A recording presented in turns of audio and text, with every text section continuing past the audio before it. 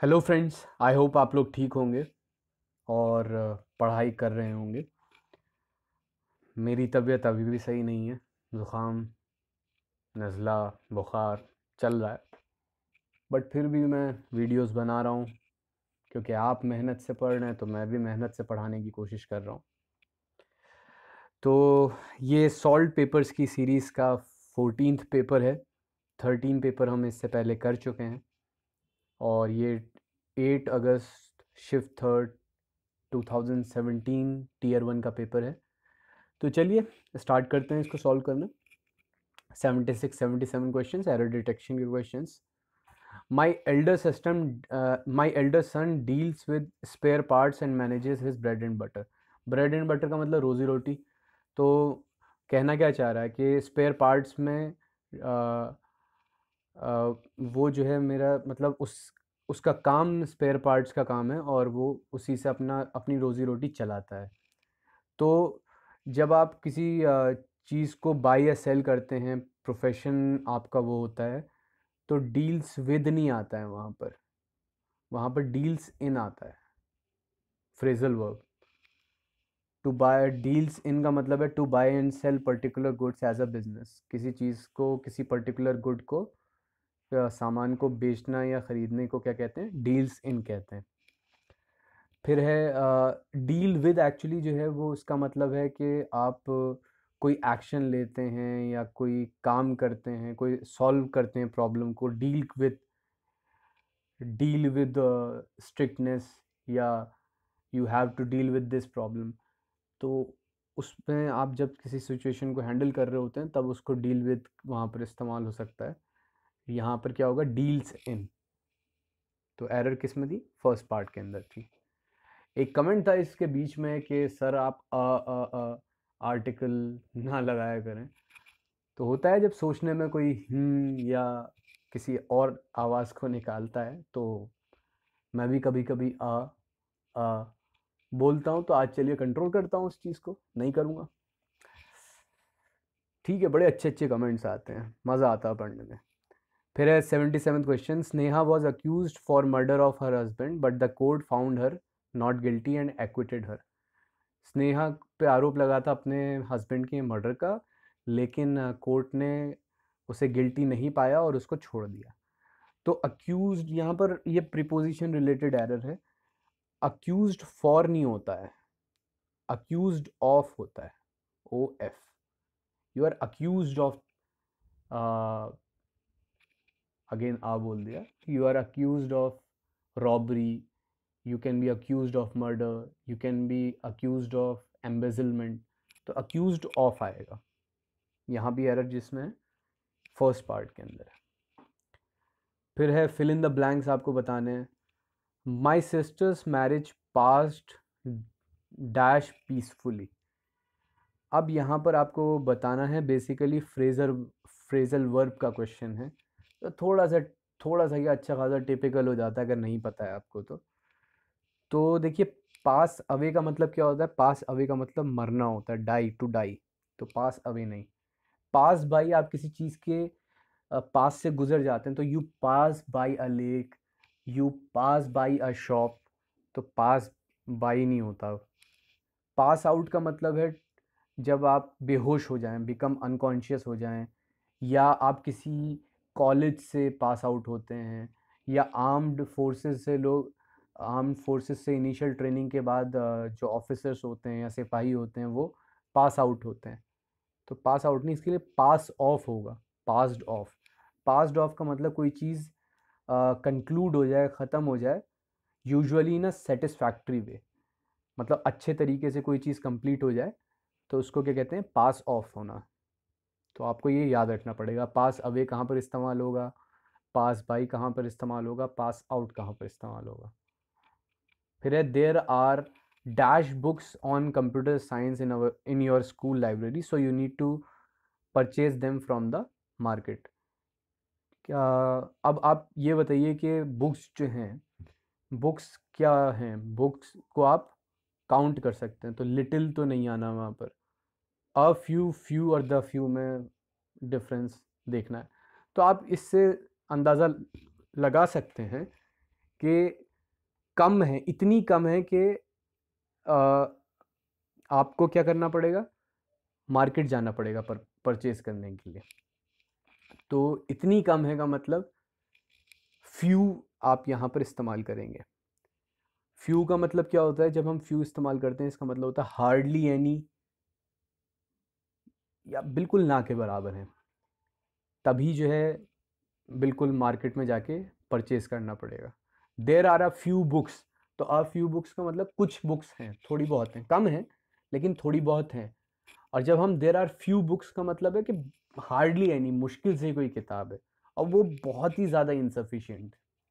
तो ये a few, the few और फ्यू का डिफरेंस पढ़ना है। फिर है सिनोनिम्स। एट्रोसिटी, एट्रोसिटी का मतलब होता है जुल्म, नाइंसाफ़ी, समथिंग लाइक दैट।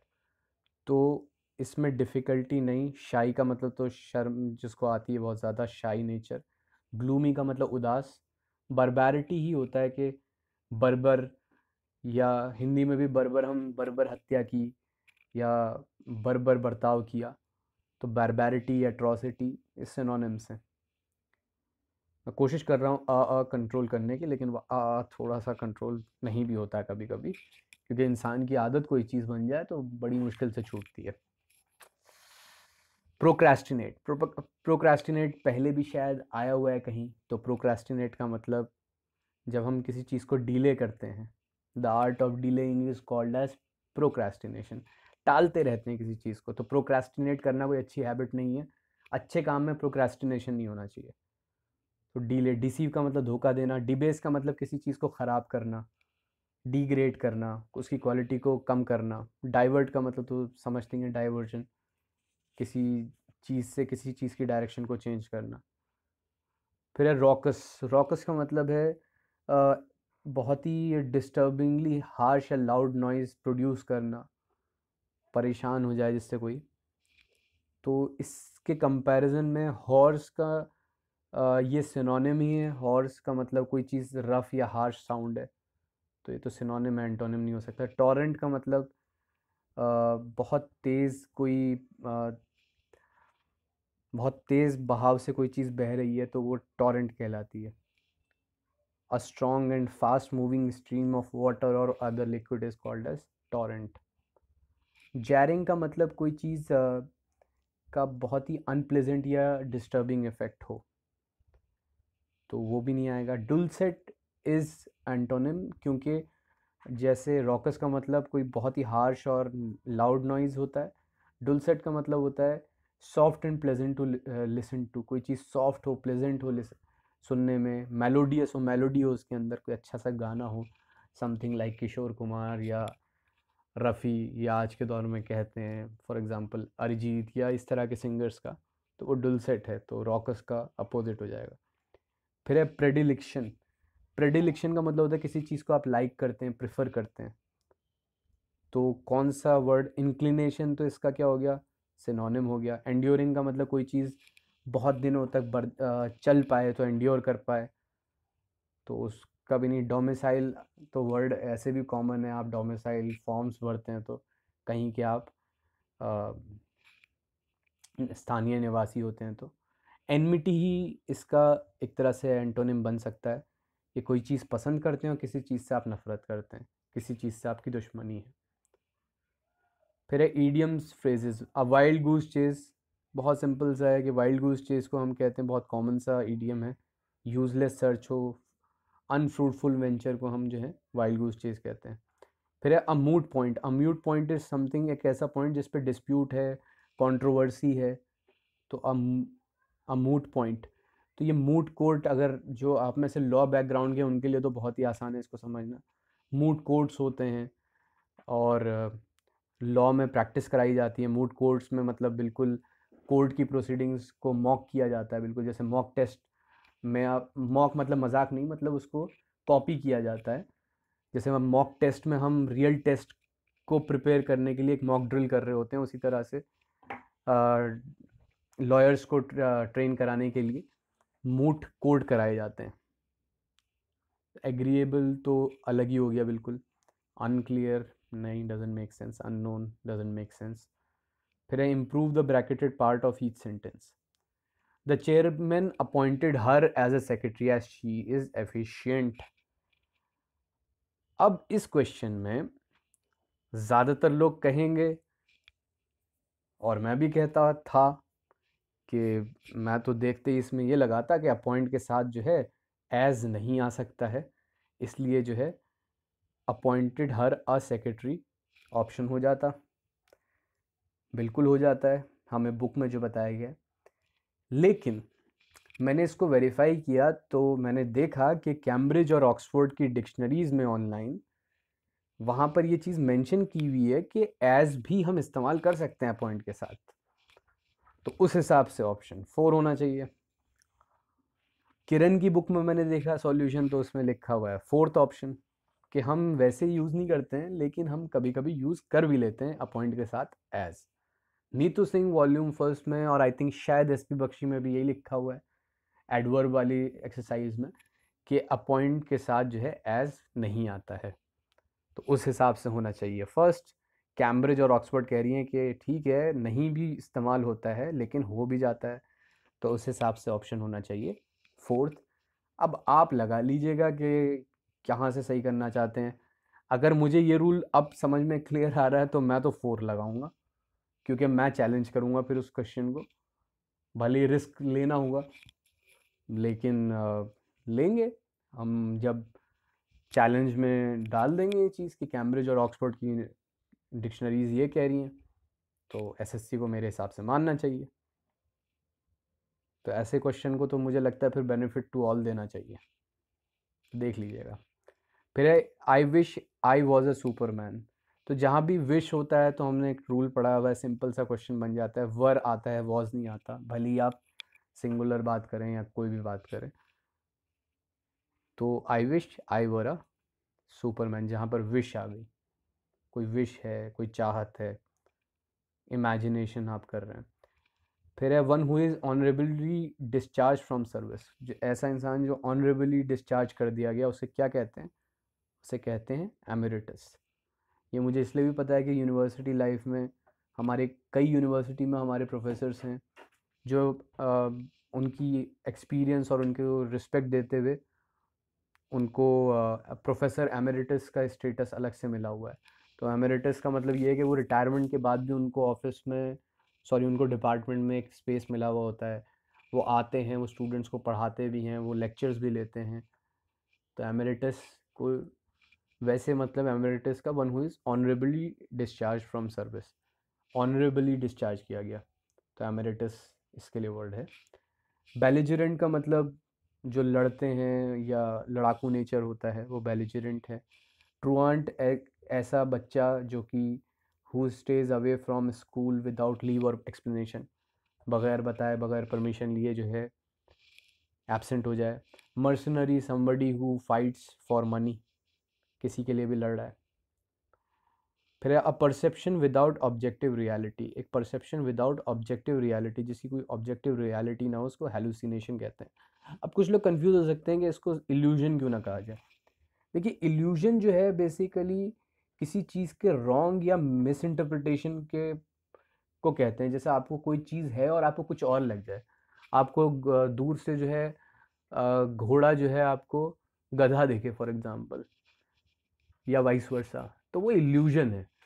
हेलुसिनेशन एक ऐसी चीज़ है कि आपको कोई चीज़ नहीं है और आपको दिखने लग जाए.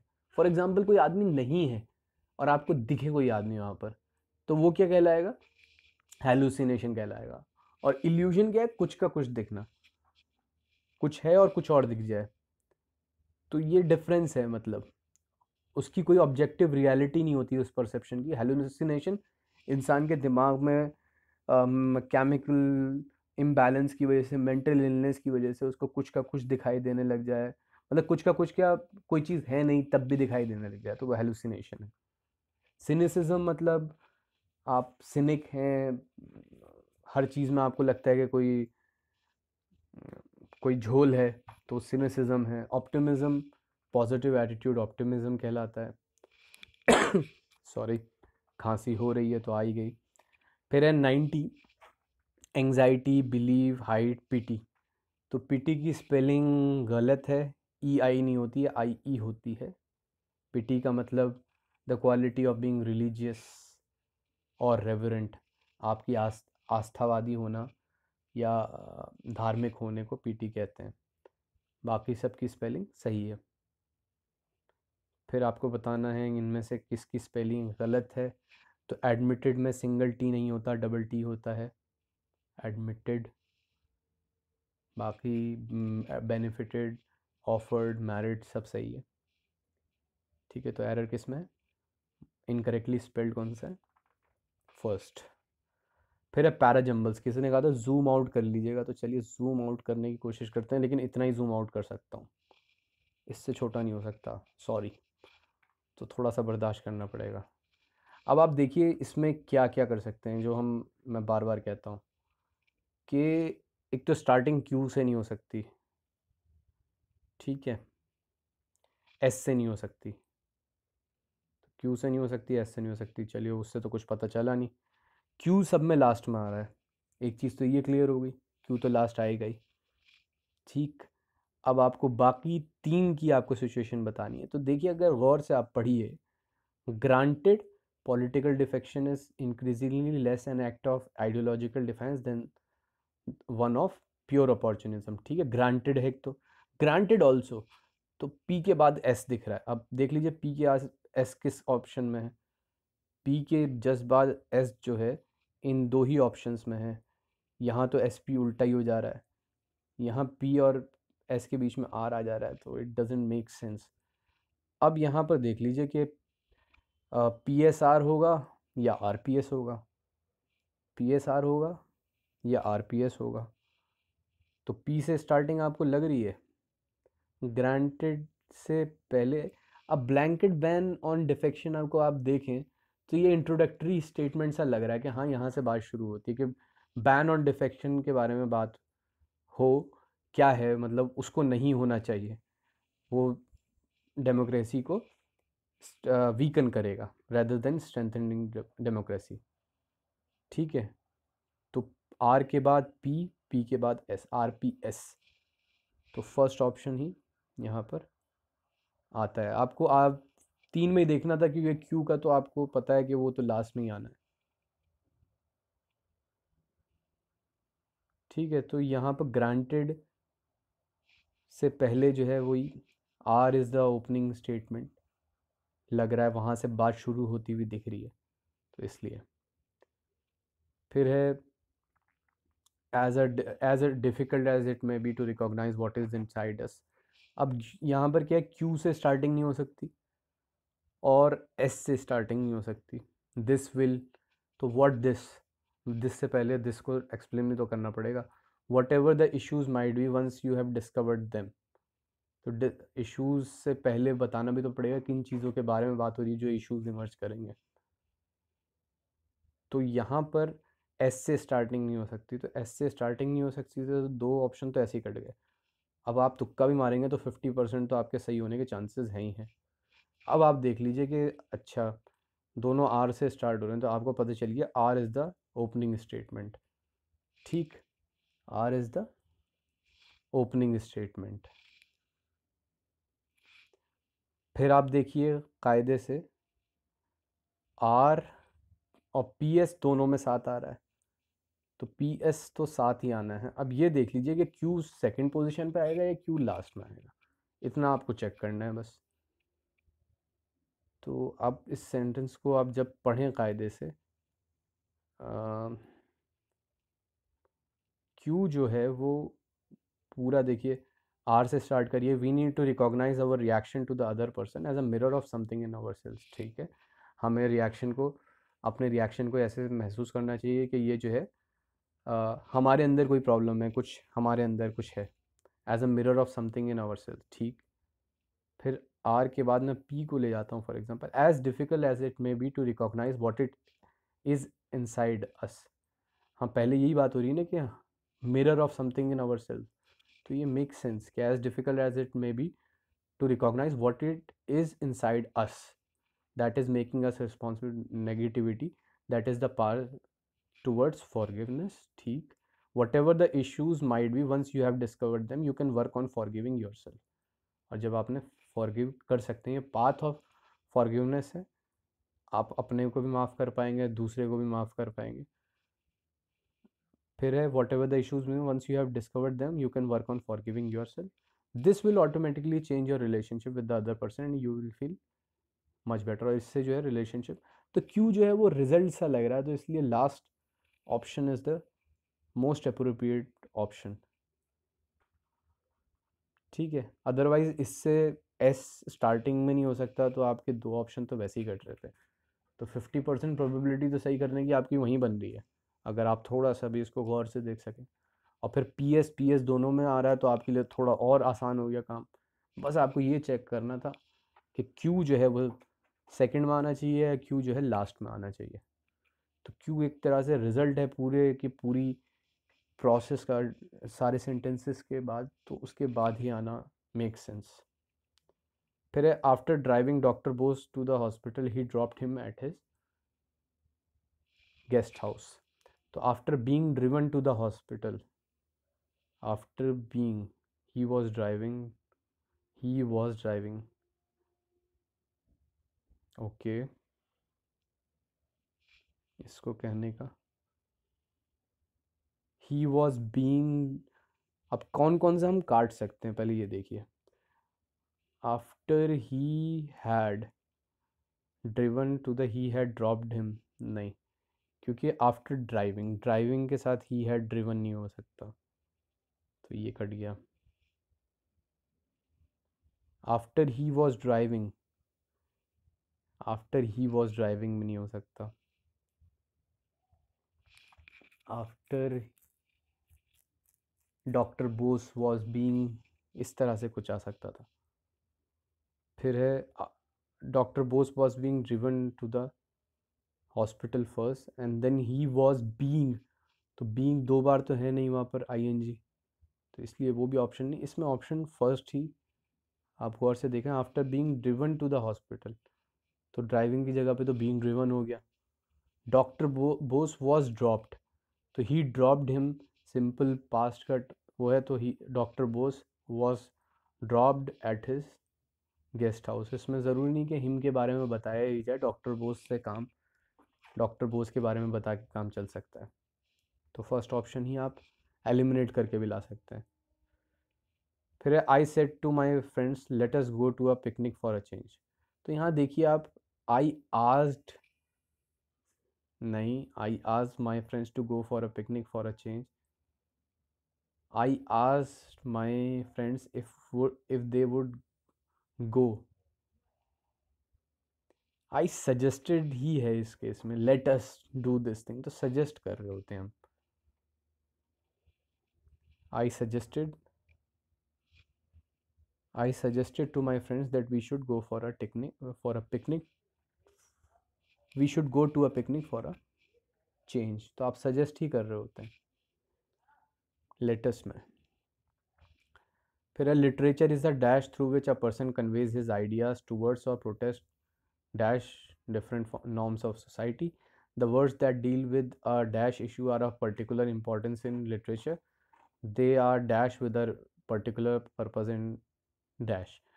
तो लिटरेचर के बारे में बताया जा रहा है कि लिटरेचर के थ्रू जो है हम आइडियाज़ को किसी चीज़ के किसी के लिए या प्रोटेस्ट करते हैं कि, अब देखिए literature is a dash through विच, तो थ्रू देखते ही आपको लग जाना चाहिए कि यहाँ पर जो है medium is a medium through which. Literature is a base through which नहीं, मीडियम थ्रू विच.